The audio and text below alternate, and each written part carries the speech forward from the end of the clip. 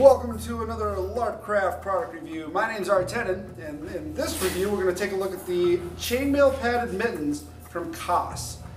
They are a very nice mitten that allows you great flexibility and great hand protection without a huge cost.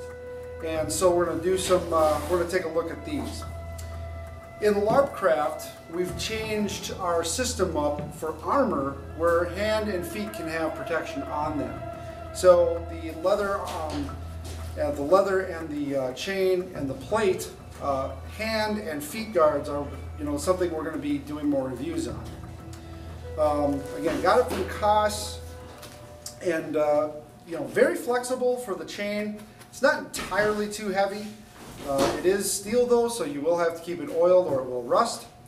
And again, fits well even around the blade.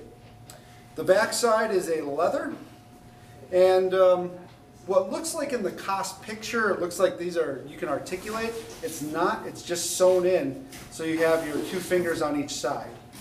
And it's just like a regular glove.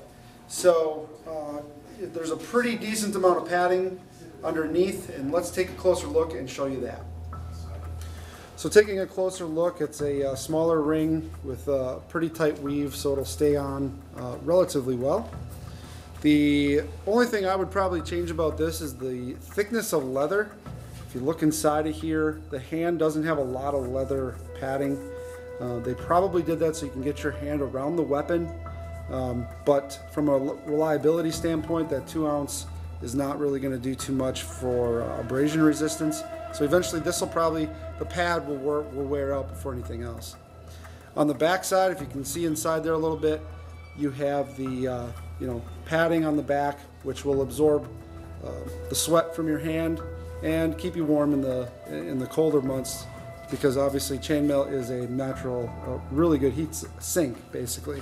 Wrapping around the sides is also kind of a concern to us, where you have all of the stitching that holds the patterned chainmail to the leather, and we have this attached in there, and if these start to fray or they come out undone, we're afraid it could unravel completely.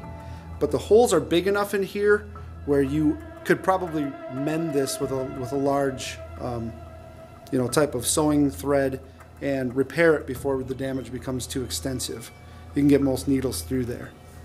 As for the stitching job on the thumb, stitching looks like it's in pretty good quality and not a lot of overhangs. It really didn't have anything wrong, that really stuck out as being, super risky, if you will. But a pretty decent glove. It's a bigger glove, so like I got smaller hands, and you put it on and it dwarfs my hands. But it does provide the protection and the count, so if anything hits my hand, I can still count armor, and it'll count.